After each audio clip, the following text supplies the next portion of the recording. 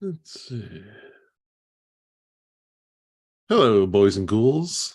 This is Jason from Dads in the Crypt. I just thought I would do a instant reaction to the finale of Last of Us. It's my first time doing one of these. I'm usually used to having someone to talk with, bounce things off of, but I just thought I'd try something really off the cuff. Also, first time really doing live YouTube like this through Zoom. So excuse any hiccups. But yeah, I just finished watching it. I literally finished watching and then took my dog for a walk and took a minute to process. And I also posted to the Bloody Good Horror Slack some thoughts while I was walking my dog, but nothing's really prepared. I'm not reading off a script or anything. Um, so again, this is gonna be full spoilers for the Last of Us finale. Wow, what an amazing adaptation! Probably the best video game adaptation I've ever can think of off the top of my head. Um and I have not played the game, so I was completely going in blind, avoided even watching any trailers, reading anything going in. And the beginning with Ellie's mother, with the actress who voiced Ellie, that I read about real quick. That's just kind of a cool synergy. But again, that was just kind of a heartbreaking scene. You knew pretty much immediately what was going to happen, but it's still heartbreaking anyways. Um, and then we had the great moment with the giraffe that they find. A great little moment that again I read real quick was from the game. So it's cool that they're integrating that. And giraffes are just a very majestic creature in general. If you go to LA Zoo, you can feed a giraffe, and it's just one of the highlights whenever I go.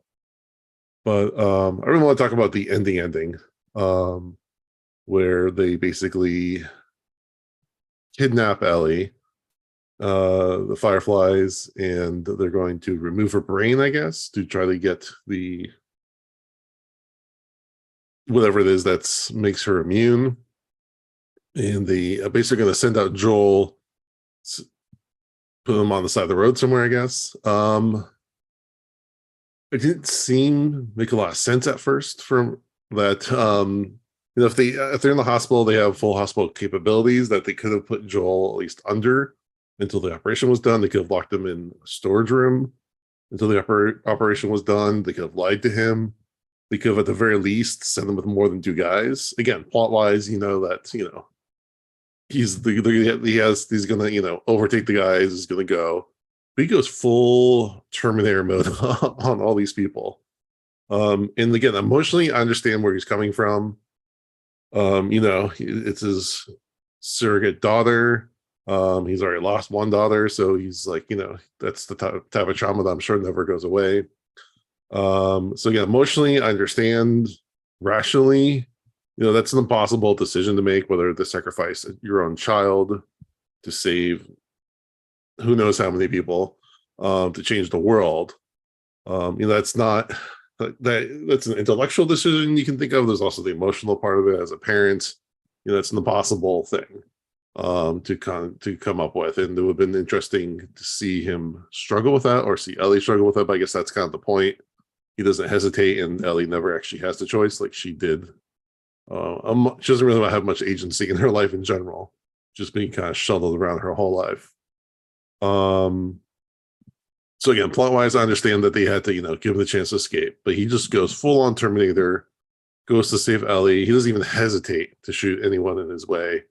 For a moment, the two nurses that were there, I thought he was going to shoot them too. He was so full of bloodlust. But at least it looks like he saved them. And then he told her kind of a lie about what happened.